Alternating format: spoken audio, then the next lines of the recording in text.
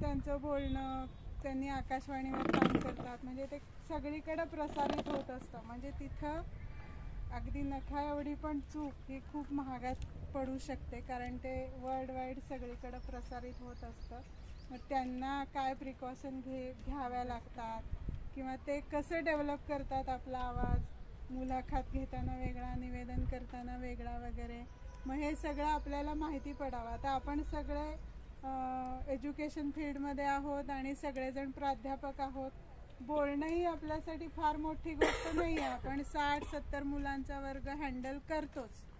पण ते कसं आहे, ते कंजेस्टेड आहे किंवा आपण म्हणूया थोड्या एरियामध्ये आपण हे काम करतो आणि आपण ते हँडल करतो. पण यांचं समोर मॉब नसला तरी सगळीकडं त्यांचं ते आवाज प्रसारित होत असतो आणि त्यांना खूप त्याविषयी अलर्ट राहावं लागतं. आणि आपल्या सगळ्यांना पण खूप उत्सुकता असते की बाबा हे जाहिरातीमध्ये वगैरे किती छान बोलतात, मग आपण तसं बोलू शकू का. तर हीच सगळी माहिती आपण आज आपल्याकडे आलेल्या कृपा कुलकर्णी मॅडम यांच्याकडून घेणार आहोत. आणि त्यांना आपले सगळे इनफॉर्मल म्हणजे अतिशय अनौपचारिकपणे आपण त्यांच्याशी गप्पाच मारूया असं मी म्हणेन. तर त्यांचा थोडक्यात परिचय म्हणजे त्यांचं LLB आणि जर्नलिझममध्ये त्यांचं शिक्षण झालं आहे म्हणजे. आणि शिवाय शास्त्रीय गायनाच्या 3 परीक्षा पण झालेल्या आहेत. म्हणजे आवाज छान असणं, गोड असणं, त्याला हा पण बेस आहे त्यांच्याकडे. त्याच्यानंतर गेल्या 22 वर्षापासून त्या आकाशवाणीमध्ये निवेदिका म्हणून काम करत आहेत. तसंच सुजन क्रिएटिव्ह या ॲडव्हर्टायझिंग एजन्सीच्या माध्यमातून पण त्यांनी खूप काम केलेलं आहे. व्हॉइस ओव्हर आर्टिस्ट म्हणूनही त्या काम करतात. त्याच्यानंतर त्यांनी अनेक कार्यक्रमांचं सूत्रसंचालन पण केलेलं आहे, लाईव्ह पण केलेलं आहे, आकाशवाणीवर पण केलेलं आहे. आकाशवाणी कुणाला माहीत नाही असं जगात कोणीच नाही आहे. आपण आपल्या लहानपणापासून पण पाहतो आणि आत्ताच्या सोशल मीडियामुळं कदाचित थोडीफार मागं पडली असेल, पण नाही, आपल्या मोबाईलमध्ये पण FM असतंच. म्हणजे आपण ट्रॅव्हलिंग करताना वगैरे ते कंटिन्युअस ऐकतच असतो. म्हणजे आपल्या जीवनाचा हा एक अविभाज्य भाग आहे. आणि अशा इथल्या कार्य करणाऱ्या, काम करणाऱ्या व्यक्ती आज आपल्या इथं उपस्थित आहेत आणि त्यांना आणण्याचं हे मोठं काम आपल्या मसलेकर मॅडमनी केलेलं आहे. त्यांची आपली भेट घालून दिली आहे आणि आज आपण सगळ्यांनी त्यांच्याशी अनौपचारिक गप्पा मारणार आहोत. तर मी त्यांचं सर्वप्रथम स्वागत करते आणि सगळ्यांनी आपापले प्रश्न तयार ठेवावेत अशी सगळ्यांना विनंती करते. त्यातला पहिला प्रश्न विचारण्याची जबाबदारी माझ्याकडे दिली आणि ते काही छापील प्रश्न आहेत, त्यातला मीच पहिला विचारतीये. आपला परिचय तर मी दिलेलाच आहे, पण आपलं बालपण कुठं गेलं, आपण इकडं आकाशवाणीकडे यायचं कसं काय ठरवलं, त्याचं म्हणजे थोडक्यात आम्हाला काही माहिती सांगा. सर्वप्रथम मॅडम आणि सगळ्यांना माझा मनापासून नमस्कार. खरं तर कार्यक्रमच हा आहे की मराठी भाषा संवर्धन दिन आणि यानिमित्त पंधरवडा या ठिकाणी साजरा होतोय. म्हणून संत ज्ञानेश्वर महाराजांच्या 4 ओव्यांनी या ठिकाणी बोलू इच्छिते की माझ्या मराठीची बोलू कौतुके, परी अमृतातेही पैजा जिंके, ऐसे अक्षरे रसिके मेळवेना, असं संत ज्ञानेश्वर महाराजांनी म्हणलेलं आहे. आणि मराठीची अशा प्रकारे स्तुती केलेली आहे. तर आणि हे आपण पण ऐकतो की लाभले आम्हास भाग्य बोलतो मराठी, हे पण आपण ऐकलेलं आहे आणि मराठीचं गुणगान त्या गाण्यामधून आपण ऐकलेलं आहे. आत्ता मॅडमनी विचारले की बालपण वगैरे असं खास काही कुठं नाही. मी इथलीच आहे, सोलापूर आणि धाराशिव, म्हणजे धाराशिवचा माझा जन्म आहे. आणि बालपण 12वी सायन्स माझं झालं आणि नंतर मी 5 इयर्स लॉ केलेलं आहे. LLBचं शिक्षण झालं. LLBचं शिक्षण घेत असताना थोडं शास्त्रीय संगीत हे लहानपणापासून गाणे हिंदी चित्रपटातली किंवा लता मंगेशकरची ऐकल्यामुळे गाणे ऐकून थोडेसे गाणे येतं, म्हणजे मला येतात. नंतर 3 परीक्षा मी शास्त्रीय संगीताच्या दिलेल्या आहेत आणि आकाशवाणीशी कनेक्ट हा माझा 2nd इयर नंतर आलेला आहे. तर बालपण माझं धाराशिवमध्येच गेलेलं आहे. 2nd इयरपासून मी आकाशवाणीची टेस्ट दिलेली होती 2nd इयरमध्ये आणि त्याच्यानंतर तुमची व्हॉइस टेस्ट पण त्या ठिकाणी होते. म्हणजे तुमची नाही, व्हॉइस आता टेस्ट तुम्ही म्हणलात की टेस्ट दिली, मग त्याचं काय असं जाहिरात वगैरे येते का? समजा आता कोणाला पुढं जायचं झालंच तर जाहिरात पेपरला येते किंवा आता रिक्रुटमेंट्स असतात MPSC UPSC असं काही असतं का? आकाशवाणी मी त्यावेळी ऐकायचे तेव्हा आकाशवाणीवरूनच एक निवेदन त्या ठिकाणी आलेलं होतं की ज्यांना आकाशवाणीला ॲप्लाय करायचं आहे ते करू शकतात. मग त्यासाठी डिग्रीची आवश्यकता असते आणि आमची डिग्री ही 12वी नंतर 5 इयर्स जे लॉ असतं तर सेकंड इयर झाली की आम्हाला BSNLची डिग्री मिळते.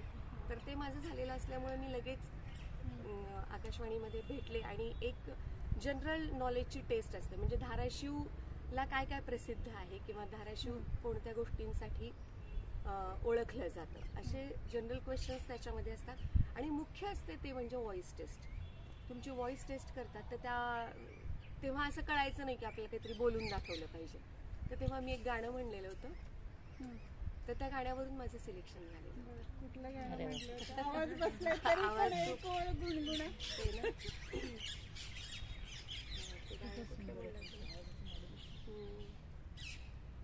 फुलले रे क्षण माझे फुलले रे मेंदीने हो शकुनाच्या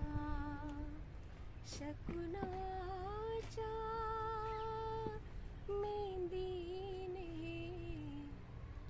हसले रे क्षण माझे हसले. क्या बात. छान छान छान. खूपच सुंदर. घसा बसला तरी पण बसले. पण छान. आणि आकाशवाणीचं नंतर मग ट्रेनिंग असतं प्रॉपर. म्हणजे आकाशवाणीवरून जरी आवाज आपण एक ऐकत असलो तरी त्याच्या पाठीमागे टीम वर्क असतं. जे टीम वर्क खूप म्हणजे सगळ्यांनी मिळून त्याच्या पाठीमागे बरेच अथक परिश्रम असतात आणि मगच एक यशस्वी आवाज हा सगळ्यांपर्यंत पोहोचू शकतो. तर असं ट्रेनिंग आकाशवाणीमध्ये घेतलं. ते किती दिवसाचं असतं ट्रेनिंग? ट्रेनिंग हे तुमची म्हणजे तुम्ही जितकं ग्रास्प लवकर कराल तितकं ते ट्रेनिंग असतात. मी तसे 3 महिने ट्रेनिंग घेतलेलं होतं. म्हणजे आकाशवाणीमध्ये जेव्हा आपण जातो तेव्हा स्टुडिओ कसा आहे म्हणजे ॲक्च्युअल रेकॉर्डिंग कुठं होतं. MP स्टुडिओ जो असतो तिथं ॲक्च्युअल रेकॉर्डिंग असतं. मग रेकॉर्डिंग जर झालं तर त्या रेकॉर्डिंगमध्ये काही जे मुद्दे असतात तर ते मुद्दे जे असतात त्याच्यामधून काही गाळायचं असेल एडिटिंग बराच पार्ट असतो त्याच्यामध्ये. मग ते एडिटिंग करून जेव्हा प्रॉपर फाईल तयार होते ते ट्रान्समिशन बूथला पाठवली जाते. जे ट्रान्समिशन बूथ तिथून फायनल प्रसारण सर्वांपर्यंत पोहोचत असतं. मग ते टेक्निकल गोष्टी खूप शिकून घ्यायला लागतात. तुम्हाला कॉम्प्युटर यायला लागतं. तुम्हाला शास्त्रीय संगीताचा अभ्यास असणं पण फार गरजेचं आहे. शास्त्रीय संगीताचा म्हणजे प्रत्येक वेळी तुम्हाला गाणं हे कंपल्सरी नाहीये पण तो टेम्पो आता सकाळच्या वातावरणामध्ये जसं आपल्याला बासरी आवडते ऐकायला शांत चित्त करण्यासाठी आपण क्लासिकल इन्स्ट्रुमेंटलचा वापर तिथे केला पाहिजे.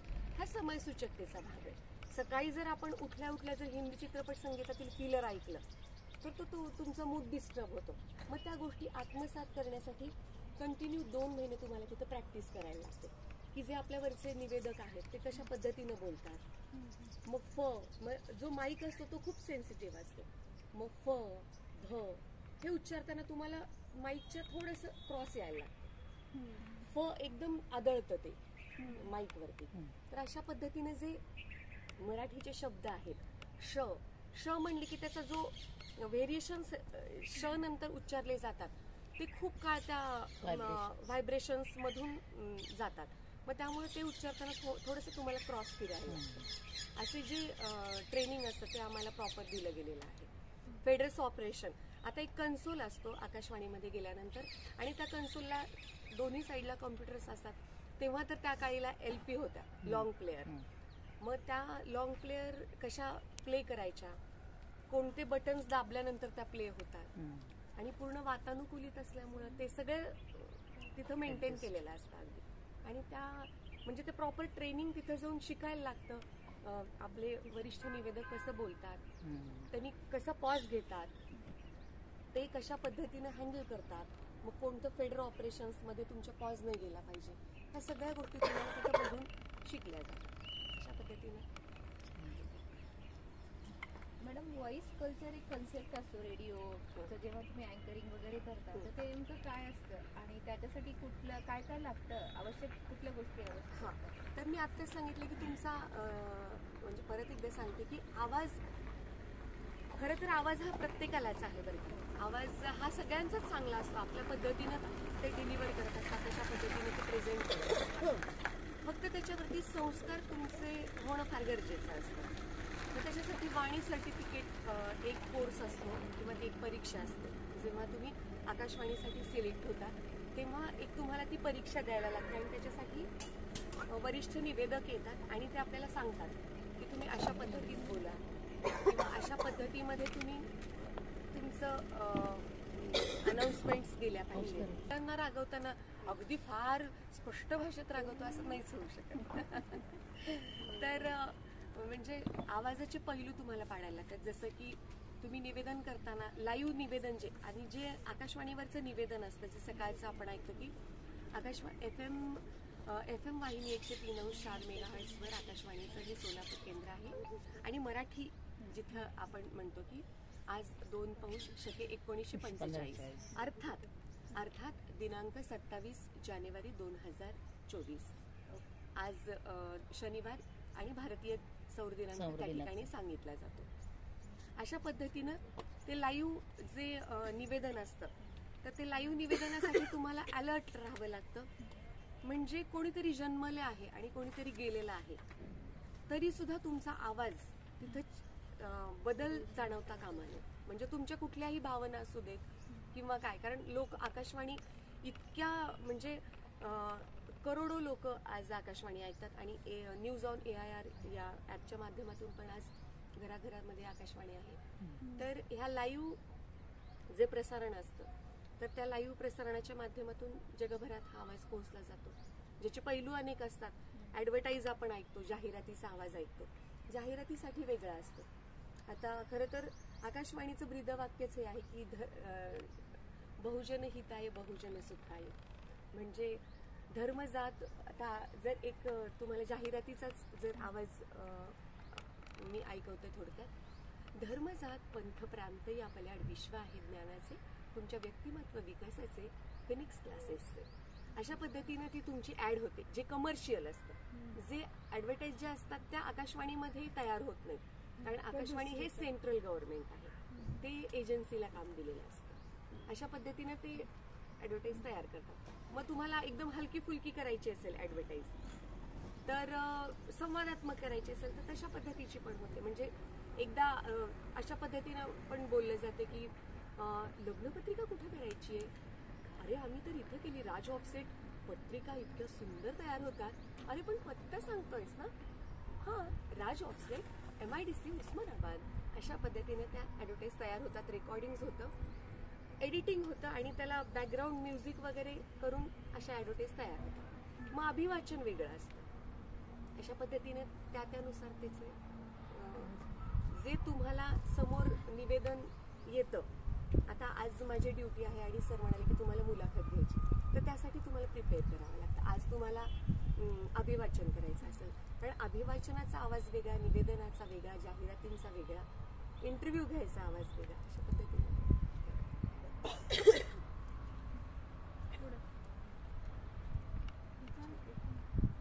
मॅडम, मराठी भाषेचाच वापर का केला जातो आणि हे काम करत असताना आपल्याला कुठल्या गोष्टीचं भान ठेवावं लागतं की मराठी भाषेमधले कुठले शब्द आपले चुकणार तर नाही आणि आपल्याला कोणती समयसूचकता बाळगावी लागते? हां, मराठी भाषा म्हणजे आकाशवाणी ही प्रमाण भाषा आहे.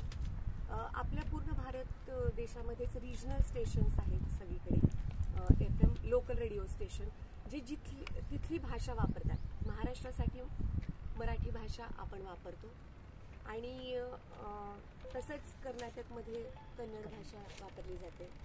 अशा वेगवेगळ्या प्रांतातील भाषा त्या रेडिओ स्टेशन्सला वापरल्या जातात. म्हणून आपली प्रमाण भाषा ही मराठी आहे. चूक ह्याच्यासाठी होऊ नये याच्यासाठी मी एक उदाहरण देते की काल माझी आकाशवाणीला ड्युटी होती आणि कविता कृष्णमूर्ती यांचा वाढदिवस होता. मग आपल्याला आज बड्डे सेलिब्रेशन आहे असं म्हणायची सवय असते. तर तेव्हा अनाउन्समेंट्स देतानाच तुम्हाला या द्याव्या लागतात की चित्रबेला हा हिंदी चित्रपट संगीताचा कार्यक्रम आता ऐकूया. आणि यामध्ये आज श्रोतेहो आपल्याला माहितीच आहे की आज कविता कृष्णमूर्ती म्हणलं की तिचे गाणे आपल्याला अनेक आठवतात. आज तिचा जन्मदिवस आहे आणि त्या अनुषंगाने आपण या ठिकाणी तिच्यावरती आधारित अशी गाणी या ठिकाणी वाजवणार आहेत आणि अर्थातच ती आपल्याला आवडतील अशीच ही गाणी असणार आहेत. अशा पद्धतीनं म्हणजे त्या ठिकाणी कुठलंही तुमचं चुकून सुद्धा इंग्लिश जाता कामा नये या गोष्टीचं सतत आम्हाला भान ठेवावं लागतं. आणि खरं तर मला असं वाटतं की कायम मराठीमध्ये बोलणं हे तुमच्यासाठी खरंच आव्हान आहे. आणि त्या अनाउन्समेंट्स आम्हाला लिहून आदल्या दिवशी त्याची सही घ्यायला लागते प्रोग्राम ऑफिसरकडून. म्हणजे आता 25 बऱ्याच वेळेस होऊ शकतं ना की म्हणजे कॉमन शब्द जे आहेत कप म्हणा, मोबाईल म्हणा, तर असे काही शब्द कधी कधी येतात का बोलताना? स्लिप ऑफ टंग नाही, आम्हाला ट्रेनिंग मिळतानाच इतकं परफेक्ट मिळालेलं आहे की चुकून पण ते येत नाही. भ्रमणध्वनी हा शब्द येतो. मोबाईल येतो. आता एवढी टेक्नॉलॉजी वाढले ना, आपण सगळं इंग्लिश मध्ये तुम्हाला मुलांना शिकवतो. आता तेच तुम्ही ऍडव्हर्टाईज ऐकली तर ऍडव्हर्टाईज ही आकाशवाणीच्या बाहेर तयार केली जाते. मग त्यासाठी संपर्कासाठी मोबाईल नंबर, तिथं आम्ही मोबाईल नंबर वापरतो की तुम्हाला जर संपर्कासाठी मोबाईल नंबर 9422 अमुक अशा पद्धतीनं करतो आम्ही. ते पण तिकडं. पण आकाशवाणीवरती गेल्यानंतर चुकून सुद्धा शक्यतो असं होणार नाही याची दक्षता घ्यावी लागते. कदाचित तसं होतही असेल पण शक्यतो तसं होणार नाही याची म्हणजे शब्दसंग्रह वाढवावा लागतो का? अगदी. मग त्यासाठी काय परिश्रम घेता? म्हणजे काही वाचन तर करावंच लागतं पण तुमच्या त्याच्यासाठी खास ड्युटीज जास्त करून अनुभव येणं फार गरजेचं आहे. म्हणजे असं म्हणतात ना, पोळी ही फक्त ऐकून किंवा येत नाही, त्याला प्रत्यक्ष लाटूनच ती फुगावी लागते. तसं शब्दसंग्रह वाढवण्यासाठी आत्ताच तुम्ही म्हणाल्याप्रमाणे वाचन हे तर महत्वाचंच आहे. जसं पृथ्वीला अनेक शब्द आहेत मराठीमध्ये पण इंग्लिशमध्ये फक्त आपण अर्थ असं म्हणतो. अशा पद्धतीने वेगवेगळे शब्द हे मराठीमध्ये खूप आहेत आणि ते खरंच चॅलेंजिंग म्हणणार नाही मी, आव्हान आहे असंच. मॅडम, आत्ताच तुम्ही म्हणलात की अनुभवातून तुम्ही हे सगळं शिकलात, तर तुमच्या अनुभवातील जे कार्यक्रम ज्याचं तुम्ही इथं उदाहरण म्हणून म्हणा किंवा उदाहरण द्यावं अशी तुमची इच्छा असेल तर तुमचे काही अनुभव सांगा. खरं तर मला असं वाटतं की आपल्या सगळ्यांनाच माहिती, आपले आजी आजोबा काका काकू कोणी जे असतील तर ते नेहमी सांगायचे मला. मी आता माझी आठवण सांगते. माझ्या घरी एक मोठा असा रेडिओ होता, त्याचं बटन पण खूप मोठं होतं. तर मी माझ्या आजीला विचारायची की हे काय आहे, तर तेव्हा ती म्हणायची की हा रेडिओ आहे आणि ह्याच्यावरून आम्ही गीत रामायण ऐकायचं. गीत रामायण आजही ऐकलं जातं. म्हणजे गीत रामायणाबद्दल आपण काय म्हणजे शब्दच नाही आहेत आपल्याकडे. तर गीत रामायण असेल, रामचरितमानस गाणं असेल आणि त्याचबरोबर बिनाका गीतमाला जे अमीन सायांनी आपल्याला सांगायचे. तर ते हे जे कार्यक्रम आहेत ना, तर ते इतकं अमृताचं ठेव आहे ना आपल्याकडे की म्हणजे ह्या कार्यक्रमामधून खूप उजाळा मिळालेला आहे आपल्याला. की एखादं असं म्हणतात की एखादं गाणं आपण आपल्या मोबाईलवरून ट्यून करणं आणि ते आकाशवाणीवरून ऐकणं, त्याच्यामध्ये खूप अचानक ऐकणं, ज्याला धक्कातंत्र असं म्हणतो आपण, त्याच्यामध्ये खूप फरक आहे.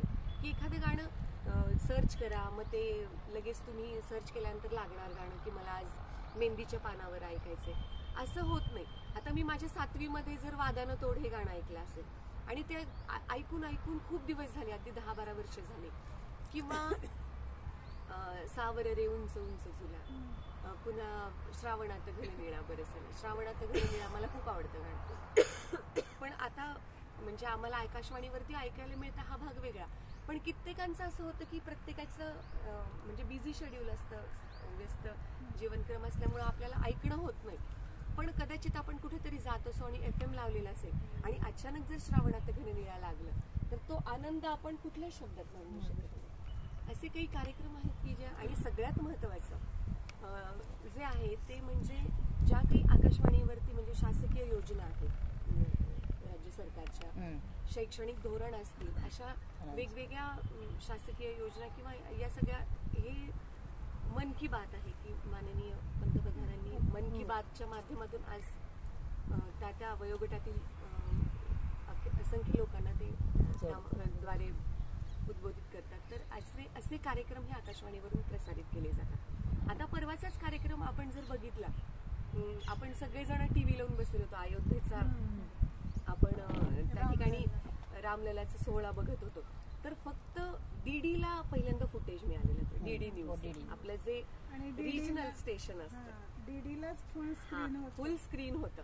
बाकी कारण प्रायव्हेट ते पण अगदीच सगळे प्रख्यात आहेत, म्हणजे खूप प्रसिद्ध आहेत, पण त्यांची भाषा वेगळी आहे आणि आपली प्रमाण भाषा वेगळी आहे. त्या फ्रिक्वेन्सी मॉड्युलेशन्समध्येच आम्हाला बोलायला लागतं. आम्हाला इतकी स्पीडनी अनाउन्समेंट्स देतात. आकाशवाणीचं हे सोलापूर केंद्र आहे, इतकी स्पीडमध्ये बोलता येत नाही. तुम्हाला त्या प्रमाण भाषेतच त्या दिलेल्या ठराविक पॉजमध्येच तुम्हाला बोलायला लागतं. फार स्पीडमध्ये वगैरे असं बोलता येत नाही. अशी प्रमाण भाषा आहे.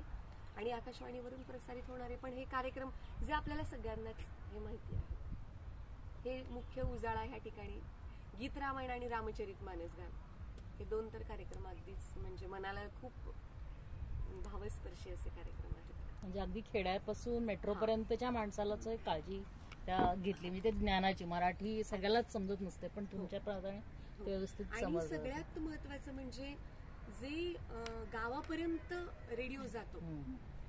आकाशवाणी हे माध्यम असं आहे की तुम्हाला कंटिन्यू त्याच्या समोर बसून राहावं लागत नाही. हा खूप मोठा फायदा आहे. आता जर आकाशवाणीचा आपण विचार केला तर सकाळी 10 पर्यंत महिला 10 नंतर ज्या नोकरी करतात महिला 10 पर्यंत आरामात त्यांच्या किचनमध्ये FM रेडिओ चालू असतो की ज्याच्यामधून तुम्हाला करंट अफेअर्स कळतात. आकाशवाणीचा मुळातच हा उद्देश आहे की कला, क्रीडा, साहित्य या सगळ्याच क्षेत्रामध्ये आकाशवाणी काम करते. तर या सगळ्या क्षेत्राचं नॉलेज, आता पर्यावरण आहे, आरोग्यम धनसंपदा आहे, सामर्थ्यशाली भारत आहे, की आता परवाचा आपला कौन बनेगा करोडपतीचा एक मुलगा तिथे जाऊन आला सोलापूरचा, तर ते कदाचित आपल्याला माहिती पण नसते, पण त्या माध्यमातून ते आपल्याला कळतं आणि आपलं सायमल्टेनियसली आपलं काम करत करत आपण ते ऐकू शकतो. असं पण आपण करतो. आणि खेडोपाडी जे आहे ते आकाशवाणी पोहोचलेलं आहे. आता बरेच म्हणजे आम्हाला हॅलो ऑक्युपेशनसाठी फोन येतात, तर जे शेतमजूर काम करत असतात ना, आता कितीतरी फोन आम्हाला येतात आणि त्याच्यामध्ये सांगतात हॅलो ऑक्युपेशन हा पण कार्यक्रम आम्ही करतो. तर त्यांना म्हणलं ना, हां बोला, हॅलो ऑक्युपेशनमध्ये आपलं स्वागत आहे. तर FM ला आलोय का, माझा फोन लागलाय का, अहो हो तुमचा फोन लागलाय, बोला ना. म्हटलं तुम्ही काय नाव आहे तुमचं, तर त्या म्हणतात अहो मी माझं असं असं नाव आहे आणि मी आत्ता शेतातून बोलतेय बरं का. म्हणलं हो लक्षात आलं, कारण वाऱ्याचा आवाज पाठीमागे येतोय तुमच्या. तर हो आता मी माझ्या लेकराला झोपवलेलं आहे, भाकरी खाण्यासाठी आणलेली आहे आणि FM लावलंय बघा. इतकं छान गाणे ऐकायला मिळतात तुमच्या FM मधून. अशा पद्धतीचं म्हणजे तिथंपर्यंत ते पोहोचतं. तिथं तुम्हाला ऍक्च्युअल तुम्हाला तिथं एंगेज राहायची गरज नाही. तुम्ही बाकीचं काम करत करत पण आकाशवाणी ऐकू शकता. त्याचा एक खूप वेगळा आनंद आहे. आणि विविध भारतीच्या माध्यमातून किती अनेक गाणे आपल्यापर्यंत पोहोचत असतात.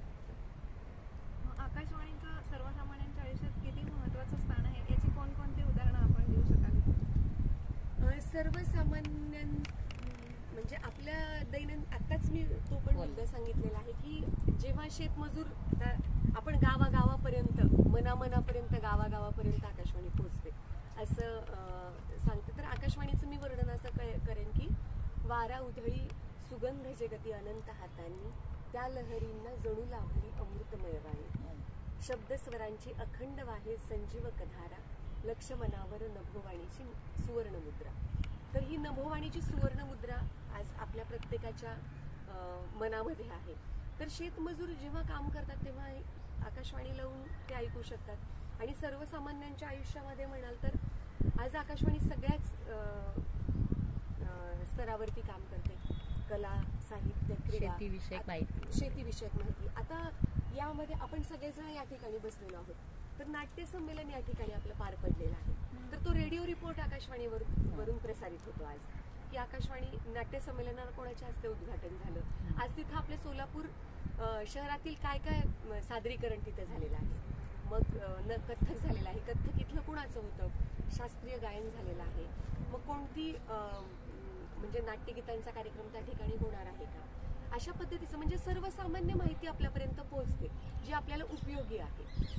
मग ती सगळ्याच म्हणजे पुस्तक वाचन आहे. आता मी म्हणजे बऱ्याच कार्यक्रमांचं सूत्रसंचालन करते, तसं झिमपोरी झिम हे महाराष्ट्र शासनाचं ज्याला राज्यस्तरीय पुरस्कार मिळालेला आहे, असं झिमपोरी झिम या पुस्तकाचं क्रमशः वाचन केलेलं होतं. तर त्याच्यामध्ये प्युअर उमरगा टोन आहे. उमरगा टोन म्हणजे उमरग्यातली एक अगदी नुकतीच मोठी झालेली महिला मुलगी जशी बोलते तशी तिच्या आवाजामध्ये पूर्ण बोलायचं. तर ते पहिले भाग काही जमले नाही. 8-10 भागामध्ये तुमची प्रॅक्टिसच नाही होत. पण जेव्हा तुमचे 10-15 भाग होतात तेव्हा तो टोन तुम्हाला जमतो आणि त्याच्यावरती प्रभुत्व येतं. मग ते पुस्तक वाचन असेल, मग अनेक पुस्तकांची आपल्याला माहिती होते. आता चकवा चांदणी या पुस्तकाचं क्रमशः वाचन मी केलेलं आहे. जे मारुती चितमपल्ली आपल्याकडे आहेत, मी परवा त्यांना भेटायला पण गेले होते, तर त्यांच्या पुस्तकाचं क्रमशः वाचन केलेलं आहे. तर त्यांचं किती साहित्य म्हणजे भांडार आहे प्रचंड. तर त्यांच्या मुलाखतीमध्ये ते असं म्हणाले की मी 4 नंतर उठलेलं मला कधी आठवतच नाही. कदाचित मग त्यांचं तेच खूप मोठी स्ट्रेंथ आहे. मग अशा घटनांची म्हणजे मला पुस्तक वाचनातला म्हणजे पुस्तक वाचन मी जास्त कधी केलेलंच नाही, खरंच सांगते. म्हणजे आपली अनौपचारिक मुलाखत आहे म्हणून मी हा मुद्दा या ठिकाणी मांडते की पुस्तकं जास्त मी वाचलेलीच नाहीये. पण जेव्हा तुम्हाला क्रमशः वाचन करायचंय तेव्हा त्याच्यामध्ये तुम्हाला इतकं बुडून जावं लागतं की वनोपनिषद म्हणले की मी एका अरण्यात आहे, मग मी कडेनी अशा बऱ्याच पक्ष्यांचा आवाज येतोय, असं मग त्याच्यामध्ये तो तुम्ही गढून जाता, म्हणजे फुल ट्रान्समध्ये जाता तुम्ही. तर तसं ते क्रमशः वाचन करायचं. मग त्या पुस्तकांबद्दलची माहिती होती. मग आपल्या माध्यमातून, आकाशवाणीच्या माध्यमातून सर्वसामान्यांपर्यंत ते क्रमशः वाचन पोहोचतं. क्रीडा असेल, मग युववाणी हा कार्यक्रम आपल्याकडे आहे. तर युववाणी ह्या कार्यक्रमाच्या माध्यमातून अनेक जे तरुणी आहेत तर त्यांच्या मुलाखती आपल्यापर्यंत पोहोचू शकतात. क्रीडाच्या बाबतीत असेल किंवा सामर्थ्यशाली भारतमध्ये अनेक विषय आहेत त्या माध्यमातून पोहोचू शकतात. आणि वुमेन्स म्हणजे वनिता मंडळ आहे किंवा महिलांसाठीचा खास जे सदर असतं. तर आता आपण बघतो की हिरकणी महोत्सव असतात, म्हणजे बचत गटातल्या महिलांपासून ते अगदी माननीय कलेक्टर आमच्याकडे कलेक्टर मॅडम होत्या दीपा मुधोळ मुंडे, यांच्या मुलाखती आम्ही घेतलेल्या. तर त्या सांगत जातात की सर्वसामान्य महिला पण कशी काम करते. मग तिला तुम्हाला काही शिकवावं लागत नाही, तर ती बघून शिकते की मी मुलाखत कशी दिली पाहिजे, मी गुगल मीट कशी जॉईन करू शकते, झूम मीटिंग कशी हे करू शकते. अशा पद्धतीने त्या कार्यक्रमाच्या माध्यमातून तिच्यापर्यंत ते पोहोचू शकतात या गोष्टी सगळ्या. असं म्हणजे सगळ्या स्तरावर काम करत असल्यामुळे म्हणजे मॅडम RJ आता जे FM जे असतात त्यांच्यात आणि आपल्या याच्यामध्ये किती फरक आहे? म्हणजे आकाशवाणी तुम्ही आकाशवाणी ते आपल्या दोन्ही चॅलेंजेस तेच आहेत का वेगळे वेगळे आहेत? हा, वेगवेगळे आहेत. अगदीच मी आत्ताच सांगितल्याप्रमाणे की प्रमाण भाषा आमची आहे, आम्हाला इतकी स्पीड ठेवून बोलता येते. फ्रिक्वेन्सी मॉड्युलेशन्स आणि जे प्रमाण आहे ज्याच्यामध्ये म्हणजे असं म्हणतात की वाचन करत असताना तुमच्या पॉजला किंवा तुमच्या जे तुम्ही थांबता त्याला पण खूप काही अर्थ असतो. म्हणजे तुमच्या थांबण्याला खूप काही अर्थ दडलेला आहे. तर FM प्रायव्हेट FM जे आहेत ते नक्कीच ते त्यांच्या ठिकाणी श्रेष्ठच आहेत अगदीच. पण ते एका लईमध्ये एक फास्ट त्यांची लय असते, तर तशा लईमध्ये आम्हाला बोलून चालत नाही. आणि त्यांच्याकडे प्रमाण भाषा ती त्यांची कंपल्सरी. त्यांना 10 सेकंदाच्या वर अलाउडच नाही. 7 सेकंदाच्या वरती त्यांची अनाउन्समेंट गेली नाही. चॅलेंजेस आहेत, हे चॅलेंजेस आहेत. म्हणजे तुमची भाषा खूप स्थिर शांत करणारी हवी. तर हेच फक्त शक्यतो असतात. बाकी गाणी सगळीकडे सारखीच असतात. तरी आकाशवाणीचा विचार केला तर तिथं बरीचशी फार नवीन गाणी वाजवली जात नाही. जे आठवणींना उजाळा देतात असे शक्यतो विविध कृती आपण ऐकतो. तर मी आताही सांगितलं की कित्येक गाणे असे आहेत की आपण ट्यून केलं आणि ते गाणं ऐकलं की आपला दिवस खूप छान जातो. म्हणजे संगीताची जादूच ही आहे की संगीत आपल्याला एकदम निराश पण करतं आणि एखादं संगीत असलं की आपल्याला एकदम दिवस एकदम फ्रेश पण जातो. अशा पद्धतीने ते संगीत काम करत असतं. दोन्हीकडे फक्त प्रमाण भाषा आजकालची पिढी आहे की नाही ती ही 103.4 लावतच नाही, ती फक्त 92.7 91.1. मग यासाठी काहीतरी आपण थोडंसं काही वेगळं करतो. आमच्याकडून कशी मदत करू शकतो त्या आकाशवाणीला म्हणजे रिवाईव्ह करता येईल, त्या पद्धतीने आम्हाला प्रेक्षक म्हणून मदत करता येईल. किंवा कारण एक कसं यांच्या पोटावरती सगळे इन्स्टंट पाहिजे. म्हणजे आपण असं म्हणतो की आजचं युग हे कॉम्प्युटर युग आहे असं म्हणतो की जिथं 10 माणसं काम करायची तिथं एकच कॉम्प्युटर काम करतो. मी जेव्हा सुरुवातीची ड्युटी केली ना तेव्हा मग पाठीमागे ना CTR असायची. CTR म्हणजे ना त्याच्यावरती कॅसेट लावलेली असायची आणि ती आपली कॅसेट जुनी गोल गोल फिरणारे लॉंग प्लेअर जे ग्रामोफोन आपण ऐकतो. तर तशा लॉंग प्लेअर पण असायची आणि CTR असायची. CTRला मोठी टेप असते गोल, ज्याला ती काळी रिबीन असते अशी, ऑडिओ कॅसेट असतात, तशा मोठ्या मोठ्या कॅसेट. मग त्याच्यावरती आम्ही रेकॉर्डिंग घ्यायची. मग आता समजा माझ्याकडे गेस्ट आलेले आहेत तर त्यांचा मी इंटरव्ह्यू घेते की अमुक अमुक क्षेत्रात तुम्ही काम कसं करता, काय तुम्हाला आव्हानं असतात, हे जेव्हा प्रश्न विचार तेव्हा तर मग ते रेकॉर्डिंग करायचं. मग त्या जर म्हणाल्या की थोडंसं मी पाणी पिऊ का, असं जर त्या म्हणाल्या की तो कट करावा लागतो. मग ते पूर्ण कट करून ते मग पूर्ण इरेज करायचं तेवढाच भाग. म्हणजे ते खूप चॅलेंजिंग होतं.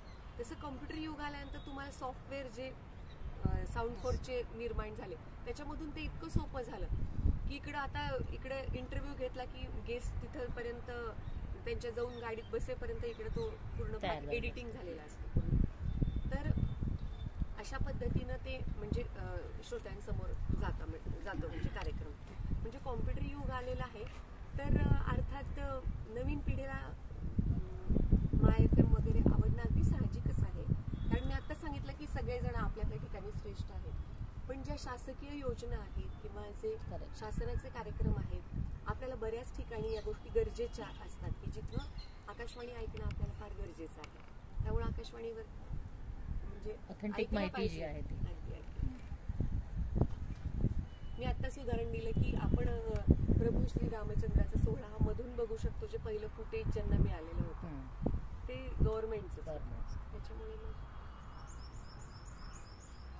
आता मन की बात, आता खरं तर मन की बात हा 100वा भाग परवा झालेला होता.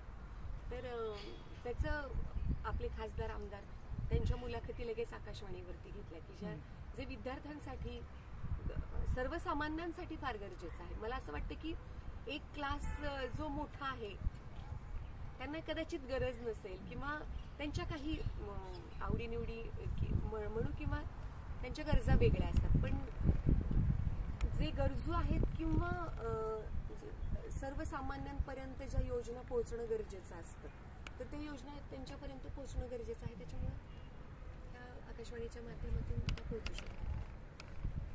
आकाशवाणीवरती एखादा प्रोग्राम करायचा असेल 1 तासाभराचा वगैरे, तुम्हाला तो प्रोग्राम एक्झिक्यूट करण्यासाठी काय काय गोष्टी आवश्यक असतात? आता 1 तासाचा कार्यक्रम मला करायचा आहे तर मी माझं उदाहरण या ठिकाणी सांगते.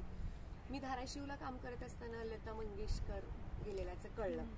मग त्या म्हणजे माझं भयंकर प्रेरणास्थान आहे. म्हणजे प्रत्येकाच्याच आहेत. म्हणजे लता दीदींबद्दल आपण शब्दात म्हणजे सांगू शकतच नाही. तर त्या गेल्या आणि मला सरांचा फोन आला सकाळी 10 वाजता. मला इतकं रडायला यायला लागलं आणि सरांचा फोन आला की कृपा 1 तास तुला लाईव्ह करायचं आहे. मग लाईव्ह करायचं आहे म्हणलं तर ते रडणं, त्यांच्या आठवणी, त्यांचे गाणे फक्त लक्षात ठेवली आणि आपल्याला काय काय करायचं आहे हा विचार म्हणजे मनामध्ये येत होता. मग मी 10:30 वाजता काही पेपर्स आणि पेन घेऊन आकाशवाणीमध्ये आले. गुगलवरून काही ह्याच्यावरून माहिती काढली मी आणि बरीचशी माझ्याकडे पण माहिती होती. मग आकाशवाणीमध्ये ज्या काही कॅसेट्स होत्या ना तर त्याच्यामध्ये रेखा जी अभिनेत्री आहे ती लता मंगेशकर यांच्याविषयी काय बोलल्या त्याविषयी 1 मिनिटाचं रेकॉर्डिंग होतं. त्यानंतर पंडित भीमसेन जोशी लता मंगेशकर विषयी काय बोलले ते 1 मिनिटाचं होतं. बच्चनजी काय बोलले, जया भादुरी काय बोललेले आहेत, म्हणजे अभिनेते, क्लासिकल इन्स्ट्रुमेंट जे आहेत आपल्याकडे तर ते सगळेजण काय काय बोलले लता मंगेशकर याविषयी त्यांच्याविषयीची 15 मिनिटाची क्लिप मला मिळाली. तर पहिल्यांदा गेल्या गेल्या प्रत्येकाचं मी मनोगत जे आहे ते एक मिनिटाच्या अगोदर एडिट करून घेतलं. त्या CD मधून ते काढून घेतलं साऊंड फोरच्या माध्यमातून. हे अगदी अर्धा तासात केलं मी. म्हणजे तिथं 10 ते 10:30 ते काम केलं. नंतर स्क्रिप्ट लिहायला सुरू केली आणि नंतर पु ल देशपांडे एका भाषणामध्ये असं म्हणाले की लताविषयी काय बोलणार. त्यांना पुरस्कार जेव्हा मिळाला तेव्हा ते असं म्हणाले की लता मंगेशकर यांच्याविषयी काय बोलणार. मला फक्त असं म्हणावंसं वाटतं की एका ठिकाणी चंद्र आहे, एका ठिकाणी सूर आहे आणि एका ठिकाणी लता मंगेशकर यांचा आवाज आहे, स्वर आहे त्यांचा. ते मी पटकन मोबाईल लावला आणि ते रेकॉर्ड करून घेतलं. तो एक पॅच काढला. तो पॅच आणि सगळं MP3 करून घेतलं. हे वेव्ह साऊंड असतात ते आकाशवाणीवरून म्हणजे ते वाजतातच असं नाही, कित्येक वेळेला अडचणी पण येऊ शकतात. तर ते मी पूर्ण MP3 मध्ये एडिट करून घेतलं आणि नंतर स्क्रिप्ट लिहिली पूर्ण. 3-4 वाक्य एक गाणं, 3-4 वाक्य एक गाणं, 3-4 वाक्य आणि नंतर एक वाक्य गाणं, त्यांचं मनोगत, 3-4 वाक्य, एक गाणं, एक मनोगत, असं 1 तासाचा कार्यक्रम पूर्ण दिला. मग सुरुवात करत असतानाच मग त्यांच्याविषयी एक अगोदर म्हणजे सगळ्यांना आवडेल असंच गाणं दिलं, म्हणजे सॅड सॉन्गनी सुरुवात केली. शेवटी मात्र रहे ना रहे हो हे गाण्याने त्याचं क्लोजिंग केलं. कारण क्लोज करत असताना पण तुम्हाला या गोष्टीचं भान ठेवावं लागतं की शेवटी ही भैरवी असते. म्हणजे कुठल्याही कार्यक्रमाची सांगता आपण असं म्हणतो पसायदान भैरवीने केली जाते. तर तिचं एक गाणं मला वाटतं भैरवीतलं मी त्या ठिकाणी वाजवलेलं होतं. आणि 12 ते 1 पूर्ण 1 तास मी लाईव्ह लता मंगेशकर यांचा कार्यक्रम दिलेला होता. त्यासाठी यंत्रणा अजून, आता हे झालं हो, तुमचं हो. प्रिपरेशन झालं, अगदी त्यासाठी कुठली यंत्रणा अजून पाठीमागे असते? अगदीच हे टीम वर्क आहे. म्हणजे इंजिनियर, अनाउन्सर आणि प्रोग्राम ऑफिसर. इंजिनियर म्हणजे आमचं या ठिकाणी ट्रान्समिशन बूथ असेल तर या ठिकाणी इंजिनियरची कंट्रोल रूम असते की जिथून ते आपला आवाज व्यवस्थित लागला ते पूर्ण कंट्रोल करतात तिथून. म्हणजे दिलेलं गाणं हे व्यवस्थित प्रसारण होतंय का, किंवा तुमचा आवाज व्यवस्थित जातोय का, तुमच्या आवाजात कुठली खर नसली पाहिजे, त्याच्या अगोदरच आपण काळजी घेतली पाहिजे. आणि ते तिथून पूर्ण कंट्रोल करत असतात. अशा पद्धतीनं ते प्रसारण पूर्ण, म्हणजे मी आता सुरुवातीलाच हे सांगितलं की हे टीम वर्क आहे. हे एकट्या कोणाचंच काम नाहीये. आपण बघतो की टीम वर्क शिवाय काहीच होऊ शकत नाही. ह्याच्या पाठीमागं अथक परिश्रम तर आहेत, पण हे टीम वर्क आहे की जे बाहेरपर्यंत ऐकायला येतं. एक आवाज ऐकण्याच्या पाठीमागे फक्त आम्ही तिथं समोर असतो, पण त्याच्या पाठीमागे बऱ्याच जणांचे परिश्रम असतात. तुम्हाला असं काय वाटलं तुमच्यामध्ये की तुम्ही आकाशवाणीचं हे एक स्पीकर बनाल असं म्हणून तुमच्या सुरुवातीच्या काळात? म्हणजे असं काय वाटलं की मला नाही वाटलं कधी की मी जावं, because I am not one of that. असं म्हणजे मी असं काही विचार केलेला नव्हता. मी आता म्हणजे बोलत बोलत म्हणाले होते की मी एक गाणं म्हणाले होते, पण खूप अगोदर असं वाटायचं बातम्या देत असताना अमुक मी बातम्या देत असं वाटतं ना. असं आपण पूर्वी बघायचो का रामायण वगैरे बघत असताना ते अँकर जेव्हा शम्मी नारंग वगैरे, तर तेव्हा असं फार वाटायचं की असं साडी, कडक साडी, मस्तपैकी एक छान मंगळसूत्र प्लेन असावं आणि छान बातम्या द्यावा, पण तितकं आपल्याला चांगलं बोलता येईल का नाही असं. म्हणजे असं स्वप्नातही वाटलं नव्हतं की आपण कदाचित हे कधी करू शकू. पण असं म्हणतात की पाण्यामध्ये पडलं की पोहायला येतं. त्याच्यामुळे मग ते पुन्हा शिकत गेले आणि ते वाटलं. म्हणजे तो करत असताना कॉन्फिडन्स नक्कीच आला. एक अनाउन्समेंट गेली आणि एक अनाउन्समेंट गेल्यानंतर ती अनाउन्समेंट अशी होती की आकाशवाणीचं हे उस्मानाबाद केंद्र आहे आणि आपण ऐकताय सांजधारा हा कार्यक्रम. मग तेव्हा फार दबकत अनाउन्समेंट दिली. आणि अनाउन्समेंट दिल्यानंतर सगळे म्हणजे काय छान अनाउन्समेंट झाली. खरं तर वास्तविक पाहिलं तर ती माझी अनाउन्समेंट मला अजिबात आवडली. पण पुन्हा तो कॉन्फिडन्स आला की आपण खूप काही चांगलं करू शकतो. फक्त उगीच कॉन्फिडन्स आपल्यामध्ये नाहीये, तो खूप कमी पडतो. मग शेवटी हे अनुभवातून येत गेलं. सुरुवातीचा आवाज आणि आताच्या आवाजामध्ये खूप तफावत आहे. त्याच्यामुळे एक्सपिरियन्स आणि कॉन्फिडन्स. पण मला काय वाटतं काही जेवणावर पण पथ्य करावं लागत असेल तुम्हाला? तूप न खाणे, दही न खाणे, आंबट न खाणे. म्हणजे तेवढं काही म्हणजे तेवढे पाळत नाही बरं का. पण असतं बरं का, म्हणजे दही खाणं किंवा सकाळच्या वेळी म्हणजे तूप तुम्ही हे करणं. आता समजा तुमची 25ला, माझी 25ला ड्युटी आहे म्हणल्यानंतर तुम्ही 5-6 दिवस तरी अगोदर तुम्हाला सर्दी होणार नाही ह्याची खबरदारी घेतली पाहिजे. नाहीतर असं आपल्याकडे आपण म्हणतो की एकदा आकाशवाणी बोलली की बोलली, आकाशवाणी झाली की झाली. एक असा किस्सा आहे की एक खूप चांगले निवेदक मुंबई केंद्राचे की ज्यांचे कार्यक्रम आम्ही वारंवार ऐकतो आणि तो आत्मसात करण्याचा प्रयत्न करतो. तर मग असं एक निवेदक होते की त्यांचा आवाज बसलेला होता आणि त्यांना 5 मिनिटाचा लाईव्ह द्यायचा होता. आणि मग त्यांनी आरोग्यधन हा कार्यक्रम काढून टाकला आणि त्या ठिकाणी कारण आम्ही संकलित केलेली माहिती असते. डॉक्टरांचा कार्यक्रम तिथं तुम्हाला संकलित करून द्यायचा आहे. म्हणजे तुम्ही काही डॉक्टर नाहीये, म्हणजे ठाम तुम्ही सांगू शकत नाही तुम्ही असंच करा, हे डॉक्टर सांगू शकतात. आम्ही फक्त ती संकलित केलेली माहिती श्रोत्यांपर्यंत पुरवू शकतो ती माहिती. तर त्यांनी तो कार्यक्रम पूर्ण चेंज केला. ते म्हणाले, सर्व श्रोत्यांना माझा नमस्कार. तुम्हाला माझ्या आवाजामध्ये फरक जाणवला असेल तर मी आज तुम्हाला आवाज बसण्याची काय काय कारण या ठिकाणी सांगू शकतो. आणि आवाज कोणत्या कोणत्या कारणाने बसू शकतो किंवा आवाजाचा तंत्र कसा आहे हे मी तुम्हाला सांगणार आहे. तुम्ही सकाळी उठल्यानंतर ओंकार याचा नक्की व्यायाम करू शकता, भ्रमरी करू शकता. ओंकार लावू शकता.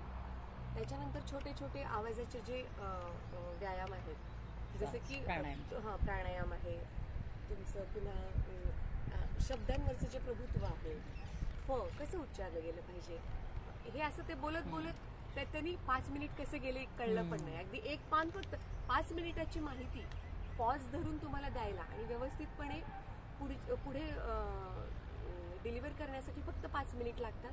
5 मिनिटामध्ये एक पेज तुम्हाला लागतं पूर्ण. तर ती 5 मिनिटाची माहिती इतकी त्यांनी छान दिली आवाज बसलेला असताना. तर या समयसूचकता तुम्हाला अष्टावधानी असायला लागतं.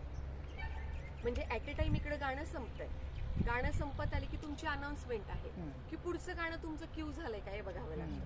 नाहीतर असं नाही म्हणू शकत की आत्ताच आपण फेडरल ऑपरेशन केलं. आकाशवाणीचं हे सोलापूर केंद्र आहे. आत्ताच आपण लता मंगेशकर यांनी गायलेलं पी साळाराम यांचं गीत ऐकलं, संगीत वसंत प्रभू यांचं होतं. खाली फेडर घेतल्यानंतर पुढं काय, तर पुढचं गाणं शेड्यूल पाहिजे. मग ते प्लेलिस्टमध्ये आहे का, त्याच्या अगोदर तुम्हाला कुठलं तरी निवेदन द्यायचं आहे का की बाबा अमुक ठिकाणी काही जाहिराती आहेत किंवा इथे ऍडमिशन ओपन आहे किंवा या ठिकाणी प्रवेश भरती प्रक्रिया आहे, तर ते तुम्हाला अनाउन्समेंट निवेदन द्यायचं आहे का, पुढचं गाणं कुठलं लावायचंय, तुमचं निवेदन काय आहे. म्हणजे अष्टावधानी खूप असायला. अचानक जर वरून आपल्याला मेसेज आला, RN मेसेज आला की पूर्ण गाणे बंद करा आणि फक्त राष्ट्रपती या ठिकाणी संदेश देऊ इच्छितात, तर ते पूर्ण केंद्रावरून सहक्षेपित झाले पाहिजे, तर तुम्हाला ते तयार असावं लागतं. आता लाईव्ह आपल्या सोलापूर केंद्राचं लाईव्ह कधी ऐकलं का? पंढरपूरची जी विठ्ठलाची पूजा असते ते लाईव्ह देतात बरं का, अभिराम सराफ सर आषाढी वारी. तर तिथं मग ते तिकडून बोलत असतात फोनवर. आता आपण ह्या मस्त टाळ मृदुंग गजरामध्ये पोहोचलेलो आहोत आणि आपल्याला विठ्ठल मंदिराचे शिखर या ठिकाणी दिसत आहे आणि ही चंद्रभागा पण आपल्याला दिसते असं ते सांगत असतात. पण तो मोबाईल आहे, शेवटी टेक्नॉलॉजी आहे, ती कुठं कट झालं की तिथं जो बसलेला अनाउन्सर आहे, म्हणजे आम्ही तिथं बसलेलो असतो, म्हणजे तुमची ड्युटीज लावल्यावरती जे तिथं अनाउन्सर असतात तर त्यांनी ते प्रसंगावधान ठेवून तिथं लगेच विठ्ठलाची गाणी द्यायची असतात आणि लगेच मग एखादं पेज लिहून ठेवलेलं असतं ना. म्हणजे कित्येक वेळेला आम्हाला बघून वाचायची फार सवय असते बरं, कारण आम्ही एकटेच असतो तिथे. तर ते पेज समोर ठेवलं पाहिजे. मग ते बघत बघत काही विठ्ठलाची गाणी द्यायची, काही बघत बघत निवेदनं द्यायची, असं करायचं. मग त्यांना ती लाईन मिळाली की तिकडून इंजिनियर आपल्याला सांगतात की लाईन मिळाली, तुम्ही तुमचं फेड आउट करा. मग ते फेड आउट केले की तिकडे ती लाईन द्यायची. अशा पद्धतीनं केलं जातं. आणि हॅलो आपके पसंत पण कार्यक्रम तसाच असतो. 11:30 ते 12 या दरम्यान तुमचे फोन कॉल्स घेतले जातात आणि ते रेकॉर्ड करतात. ते रेकॉर्ड करणार, एडिटिंग करणार. मग बऱ्याच वेळेला आवाज तो बोलतात ना लोक, आज तुमची ड्युटी आहे का, मग काल कोणाची होती, मग तुमचं नाव काय, अरे कशाला बाबा. मग हे असं विचारतात, म्हणजे विचारणारच अगदीच. मग ते कट करायचं, मग त्यांनी छान छान बोललेलं ठेवायचं. मग छान म्हणजे कसं, आता त्या सांगितलं ना मी की ती महिला खूप छान बोलत होती. मी आता इथं माझ्या शेतामध्ये आले बघा आणि इतकं छान वारं सुटलंय बघा आणि मला एक आत्ता गाणं लावा बघा. लावते म्हटलं, तुम्ही तुमचं गाणं आवडीचं तरी सांगा.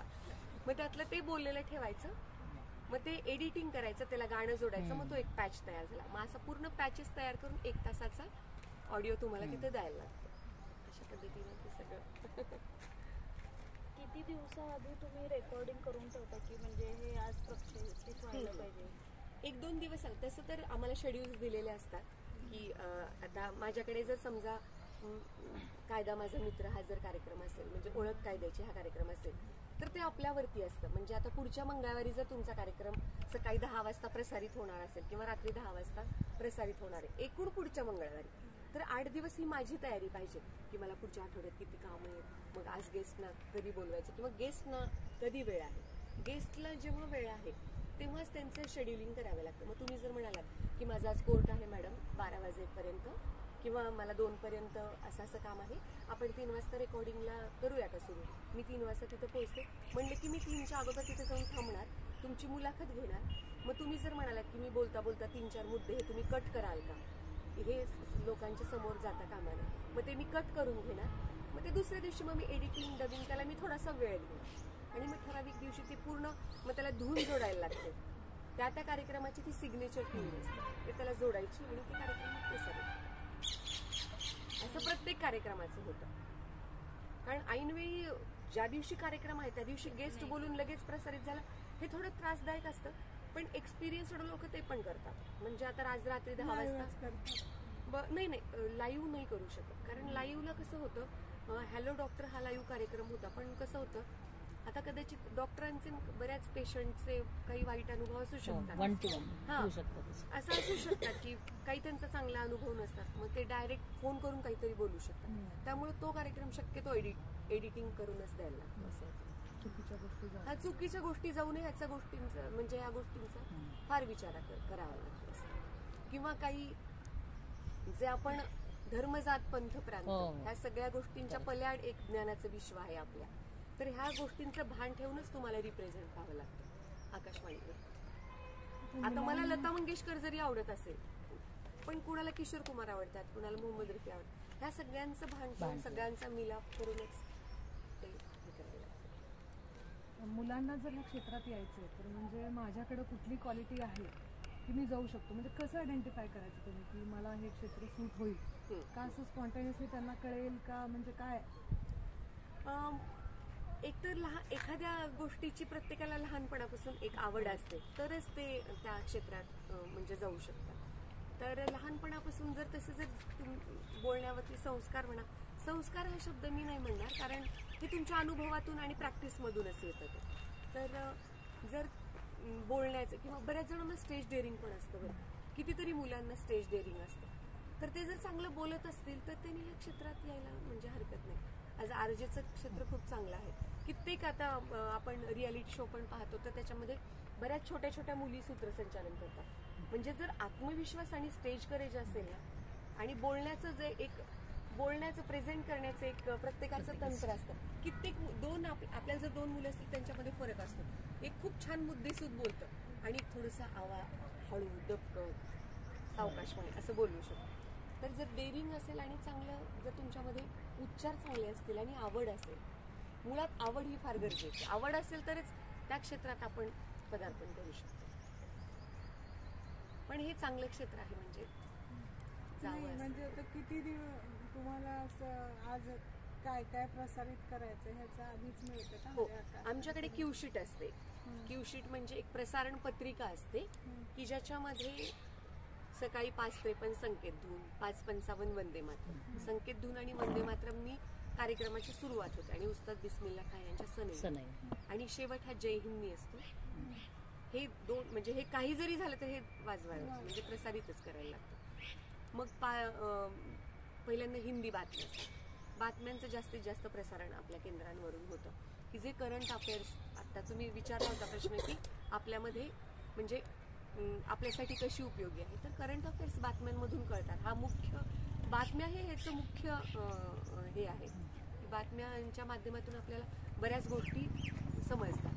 तर बातम्या झाल्या की मंगल प्रभात, त्याच्यानंतर मग कमर्शियल बरेचसं आकाशवाणी पण बरेचसं कमर्शियल झालेलं आहे. ग्राहक केंद्रित कार्यक्रम खूप आपल्या आकाशवाणीवरून पण प्रसारित होतात.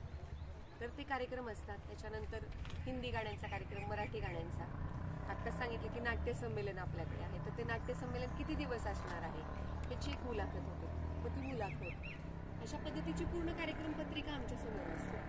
कार्यक्रम पत्रिका आणि स्पॉटची पत्रिका, जाहिरातींची पत्रिका ज्याच्यासाठी आकाशवाणीवरती पे केलेले असतात लोकांनी. म्हणजे बुकिंग जे असतं स्पॉटचं त्याच्यासाठी त्यांनी पैसे भरलेले असतात. मग ते स्पॉट जाहिराती लावणं, ते जाहिराती नेमकी कधी लावायच्या त्याची प्लेलिस्ट वेगळी, गाण्यांची वेगळी, मुलाखतींची वेगळी, आणि तुमचं एकंदरीत प्रसारण जे आहे ते अष्टावधानी म्हणल्याप्रमाणे ह्या सगळ्यांमधून ते प्रसारण पोहोचत असतं. एक इंटरव्ह्यू यायची बघा 8:15 वाजता DSK टोयोटा. 8:15 मी आसन चालू करणार, 8ला बंद, म्हणजे बरोबर ते संपलं की बजाजचा पण यायचं. येस, बजाजचा दिलखुलास संपलं की ते प्रायोजित कार्यक्रम. त्यासाठी बरेच म्हणजे पैसे सेंट्रल गव्हर्नमेंट असल्यामुळं त्यासाठी ते वेगळे प्रायोजक म्हणून ते पैसे भरून त्या ठिकाणी त्यांचे कार्यक्रम प्रसारित. आता मॅडम मी विचारल्याप्रमाणे तिथं यायचं असेल तर प्रोसेस काय आहे म्हणजे भेट देण्यासाठी, जॉबसाठी, करिअर यात चालू करण्यासाठी. अच्छा, करिअरसाठी करिअरसाठी तुम्हाला ग्रॅज्युएशन असणं गरजेचं आहे. आणि सोलापूर जर म्हणाल तर सोलापूरमध्ये काय काय प्रसिद्ध आहे हे जनरल नॉलेज असलं पाहिजे सोलापूरसाठी. तिथे पोहोचण्यासाठीची प्रोसेस आकाशवाणी तुम्ही ऐकलं पाहिजे, आकाशवाणीवरूनच ते निवेदन कुठली एक्झाम द्यायची असते का हो, वगैरे? आकाशवाणीवर निवेदन अगोदर निघतात. हा. बरं. की आकाशवाणीसाठी जागा भरती चालू आहे किंवा अनाउन्सर निवेदकासाठी या ठिकाणी आपण ऍप्लिकेशन करावं अशा म्हणजे पद्धतीने पेपर मध्ये येत नाही, पेपर एअरवरच येते. आकाशवाणीवर. म्हणून ते On air. मग ऑफिसला म्हणतात याच्यावर ऑन येईल. एअर मग हे सेंट्रल गव्हर्नमेंटचा जॉब असा धरला जातो. भेट द्यायची असेल तर काय होतं? भेट द्यायची असेल तर एक लेटर जर तुम्ही दिलं तर त्या आरामात म्हणजे ही ऍक्च्युअल कशी प्रक्रिया आहे हे बोलणं झालं म्हणजे प्रॅक्टिकल तिथं कसं करताय हे खूप छान वाटतं बघायला. इलेक्ट्रॉनिक्स डिपार्टमेंट नाही, आम्ही भेटलो बऱ्याचदा येऊन गेलो. स्टुडंट येऊन गेले ना खूप म्हणजे गव्हर्नमेंट पॉलिटेक्निकचे वगैरे येऊन गेले. नाही एका वेळी किती मुलांना तुम्ही मला वाटतं 40 कारण कसं प्रिसिजन मध्ये त्यांनी 60चं लिमिट ठेवलं, 60 पेक्षा जास्त सोडत आता आमच्या चार्जेस वगैरे घेतात वाटतं पण. आमचे 120 मुलं आहेत. आधी फ्री, आम्ही फ्री मध्येच गेलेलो तेव्हा. की 200 रुपये काहीतरी चार्जेस आहेत. हो का ठीक आहे मग एकदा चौकशी करून आम्हाला कळालं. कारण ते म्हणजे बाहेरची प्रोसेस माहित नाही पण तिथं आल्यानंतर बऱ्याच वेळेला माझी ड्युटी होती ना तर मग मी बरीचशी माहिती दिलेली आहे की म्हणजे कसं ऍक्च्युअल प्रसारण असतं किंवा एडिटिंग डबिंग कसं असतं ह्याविषयी ते विचारून सांगितलं. कारण कसं याआधी आम्ही विचारलो 200 रुपये फी असं काहीतरी सांगितले, मग आम्ही तिकडे ऐवजी 95 ला व्हिजिट दिली. हो का BSNL आणि आकाशवाणी दोन्हीकडे चार्जेस सगळे. अच्छा अच्छा असं आहे का. ठीक आहे मी एकदा विचारून सांगते. आकाशवाणी खूप छान म्हणजे बघण्यासारखं आहे. इकडे प्रोग्राम सेक्शन आहे आणि इकडे पूर्ण म्हणजे ऍडमिनिस्ट्रेशन. 95 ला एवढं एकीकडे रेकॉर्डिंग आहे, एकीकडे कंट्रोलिंग आहे, एकीकडे ट्रान्समिशन आहे. ते सगळं बघण्यासारखं. ट्रान्समिशन बूथ हे की म्हणजे एका साईडला आहे, इकडे कंट्रोल रूम आहे. ह्या सगळ्यांची सांगड इथे खूप छान आहे आणि MP स्टुडिओ आहे म्हणजे आकाशवाणी बघण्यासारखं आहे. आकाशवाणी हे खूप म्हणजे आपलं सोलापूरचं पण म्हणजे मस्त आहे बघण्यासारखं की म्हणजे ऍक्च्युअल कसं चालतं. आता म्हणजे माहिती करून घेण्यासाठी तर म्हणजे गेस्टची मुलाखत झाल्यानंतर ती कुठे एडिट होते आणि फायनल कशी ट्रान्सफर होते हे म्हणजे सगळंच छान आहे म्हणजे बघण्यासाठी खूप छान आहे. इतर जे FMs आहेत त्यांचं जे ब्रॉडकास्टिंग होतं त्यांचं तुमच्या ह्याच्यातनंच ब्रॉडकास्टिंग होतं असं आहे का त्यांचं वेगळं वेगळं होतं? त्यांचं वेगळं. आकाशवाणी हे पूर्ण सेपरेट आहे सेंट्रल पण गव्हर्नमेंट. त्यांची कॅरियर जी आहे ती तुमच्यातनंच ते जाते ना. ते ट्रान्समिशन तुमच्याकडेच येऊन जाते ते बाहेर. नाही नाही नाही असं म्हणजे मला तर नाही वाटत. नंबरच वेगळा आहे ना मॅडम दिलेला? नाही नाही नंबर वेगळे असू दे पण हे जे 3-4 फ्रिक्वेन्सीज आहेत ते त्यांच्याकडे कनेक्ट होऊन तिथूनच ब्रॉडकास्ट. ते काय आहे सांगलीचं वेगळं आहे. सांगली आता 95 माय FM ला मला वाटतंय सांगली आहे मुख्य त्यांचं ऑफिस आहे तिथून ते प्रक्षेपित होतं असं काहीतरी असणार. मग आकाशवाणीवरून नाही कारण आकाशवाणी प्रायव्हेट नाहीच ना सेंट्रल गव्हर्नमेंट आहे. म्हणून आता कसं BSNL मध्ये कुणी पण असू दे, जिओ असू दे, एअरटेल असू दे त्यांच्याकडे त्यांची सर्व्हर्स त्यांच्याकडेच त्या जावं लागतं आणि तिथूनच त्या बसमधनं ते सोडतात सगळे फ्रिक्वेन्सीज. अच्छा म्हणजे तुम्ही जनरेट करत नाही हे तिथे येतात. दे आर हायरिंग म्हणजे तिथे हायर केलं जातं आणि तिथून मग ते ट्रान्समिशन म्हणजे कुठलीही प्रायव्हेट मला नाही त्याविषयी नाही माहिती. बहुतेक कारण काय पण थिअरी मध्ये आहे. धाराशिवला प्रायव्हेट स्टेशन नाहीये हा. आणि माझं 22 वर्ष तिथं काम अच्छा. आता मी 3 वर्ष झाले इथे. हा, हा. कदाचित तसं नसेल असं वाटतं. ट्रान्समिशनसाठी सरकारी माध्यमातूनच जाणं असं एक नियम आहे ते. अच्छा असं सांगितलेलं थिअरी मध्ये म्हणून असेल, म्हटलं मग असेल तुमच्याकडे कदाचित. तिथं असेल. आणि व्हिजिटला गेल्यावर ते बोलले बोलले होते पण. मेन बरं. ट्रान्समिशन आकाशवाणी केंद्रावरूनच होतं. आम्ही फक्त इथं रेकॉर्ड म्हणजे असं बोलले. तुम्ही आकाशवाणी बटन चालू केल्याशिवाय त्यांचं FM बाहेर येत नाही. हा असं 92.9 91 पण नाही. हो म्हणजे कंट्रोल बाय आकाशवाणी. अच्छा अच्छा बरोबर. Programs are individual but control by. अच्छा अच्छा तर त्याविषयी विचारायला लागेल. बहुतेक तसं नसेल असं वाटतं. पण ते ही टेक्निकल इंजिनिअरिंग अच्छा, मधलं अच्छा, असलेलं बरोबर. त्यामुळे मग तो Engineeringचा ते त्यात अगदी. सांगितलं गेलं. असेल तुम्ही या ना तुम्हाला सगळी म्हणजे पूर्ण माहिती मिळेल अगदी. स्टुडंटला पण मी एकदा चौकशी करते आणि मॅडम जवळ सांगते. तसं असेल तर एकदा व्हिजिट करायला काही हो चालेल चालेल मी विचार. सगळेच येते फर्स्ट इयरचे फक्त मला काय विनंती होती की आपल्या आवाजाची एक झलक आम्ही ऐकली तर अजून थोडीशी झलक पापता नाही, मला अजून तर एक रेकॉर्डिंग महत्त्वाचा प्रश्न थँक्स म्हणजे, दिल्यानंतर बंद तुम्ही आता सेंट्रल गव्हर्नमेंटचा जॉब म्हणताय, मग ते सेंट्रल गव्हर्नमेंटचे सगळे फॅसिलिटीज तुम्हाला मिळतात का? थोडक्यात 7th पे किती आहे म्हणायचं ते महत्त्वाचं आहे ना मॅडम. करेक्ट मला खूप पहिल्यापासून हा प्रश्न विचारायचा. नाही आमचं कॉन्ट्रॅक्च्युअल जॉब असतो. अच्छा. हा कॉन्ट्रॅक्च्युअल असल्यामुळे त्या फॅसिलिटीज आम्हाला नाही. अच्छा. म्हणजे पेन्शन म्हणा. हा काय नाही ते नाही काही. नाही नाही म्हणजे तुमचं पेमेंट जे आहे ते पर प्रोग्राम पर प्रोग्रामच असतं अगदी. कारण एक अनाउन्सर आणि लोकल रेडिओ स्टेशनला ती पोस्टच नाही, म्हणजे इकडच्या तरी धाराशिवला ती नव्हती, इथे ती आहे. पण आता ती म्हणजे कदाचित म्हणजे भरती प्रक्रिया पण त्यांनी बंद केलेली आहे, कारण आता हे सगळं प्रायव्हेट होणार आहे कदाचित, असं पण आहे. म्हणजे हा ह्याच्या बाहेरचा प्रश्न आहे बरं का. म्हणजे ह्याच्यात घेऊ नका. आता काय समारोप आणि आभार प्रदर्शन. एखादं गाणं म्हणून जाऊ दे. मी गाणं फारच आवडलं. एवढं मगासारखंच कुठलं म्हणून सांगा ना तुम्हाला सुंदर आवडेल. आवाज आहे तुमचा, एक गाणं व्हायलाच पाहिजे. कन्नड. अरे वा. किंवा कौशल्याचा राम कौशल्यचा राम, हिंदी सांग, कुठलंही सांगा, काही अडचण नाही. खूप छान म्हणतात मॅडम. तुम्हाला जे छान म्हणता येईल ते म्हणा. तुम्ही तुमच्या गळ्याला त्रास न होता जे असेल ते म्हणा. हमको मन की शक्ती देना म्हणून. हा म्हणा. हमको मन की शक्ति देना, मन विजय करे, दूसरों की जैसे पहले खुद को जय करे, हमको मन की शक्ति देना. मस्त. आवाज चढतच नाहीये.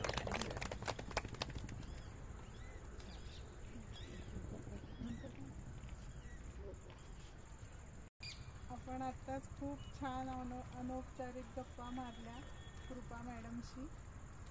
आणि आकाशवाणी त्यांनी जसं म्हटलंय तसं घराघरात आहे, मनामनात आहे. आणि आपण आपल्या लहानपणापासून पण ऐकतो, आणि त्याचा सर्वात मोठा फायदा आहे की तुमचं तुम्ही काम पण करू शकता आणि ते ऐकू पण शकता. आणि फार पूर्वीपासून भारतीय संस्कृतीत श्रुतीचं महत्त्व सांगितलं, म्हणजे ऐकण्याचं. आजपर्यंत जे सगळं ज्ञान आहे ते सगळं श्रुत होऊनच पुढं ट्रान्सफर झालेलं आहे. तसंही आकाशवाणीनं अजूनही ते 21व्या शतकात एवढे सारे सोशल मीडिया अव्हेलेबल असताना, म्हणजे काय उपलब्ध असताना, आता मॅडम सारखं मी पण जरा जास्त मराठी बोलते, आणि उपलब्ध असताना त्यांनी ते आकाशवाणी जिवंत ठेवले. आणि अशा हरहुन्नरी कलाकारांमुळेच ते जिवंत राहिले.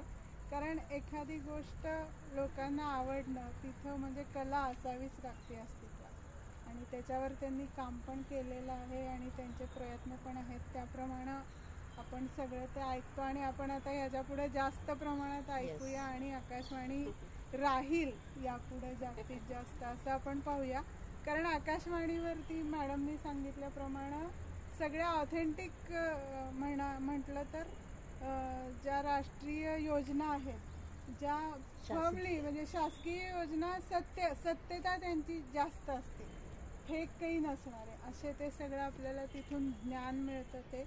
ते सगळं आपण आत्मसात करू. आणि आज मॅडम आल्या आणि त्यांनी आपल्याला खूप छान माहिती दिली. आणि मराठी भाषेविषयी बोलायचं झालं तर आपण पण जास्तीत जास्त मराठी बोलूया. कारण त्यांनी सुरुवातीलाच 2 वाक्य सांगितले होते की अमृता तेही पैजा जिंके, असं आपण ज्ञानेश्वरांनी मराठीचं वर्णन केलंय. आणि मराठी ही भाषा अशी आहे जी वळेल तशी वळती, आणि प्रत्येक जण मराठी शिकू शकतो. आता चांगलं उदाहरण म्हणजे आपल्या पौर्णिमा मॅडमच आहेत.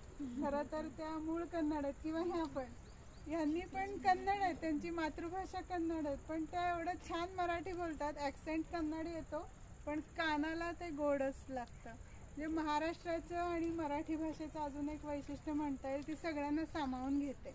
तसं आपण मराठी माणूस बाहेर जाऊन कुठली भाषा शिकत नाही बरं का, पण मराठी एवढी सोपी आणि छान रसाळ आहे, तर ती आपण जास्तीत जास्त बोलू, त्याच्यातलं वाचूया आणि जास्तीत जास्त आकाशवाणी आम्ही ऐकू, असं मी म्हणजे ह्याची ग्वाही म्हणा किंवा अशी मी खात्री मॅडमना देते. आणि आज त्या इथं आल्या आणि म्हणून त्यांचे खूप मनपूर्वक आभार मानते. नंतर मसलेकर मॅडमनी त्यांना इथं आणलं म्हणून आपण सगळे त्यांचे खूप आभार मानूया. आणि संगीनी अंतर्गत रजनी मॅडमनी हा कार्यक्रम इथं अरेंज केला, म्हणजे आयोजित केला, म्हणून त्यांचा आभार मानू. आणि सर्वात महत्त्वाचं म्हणजे आपण सगळे इथं आलो आणि मन मोकळ्या गप्पा मारल्या, आपल्या शंका प्रश्न मॅडमना विचारले, त्यामुळं हा कार्यक्रम छान रंगला.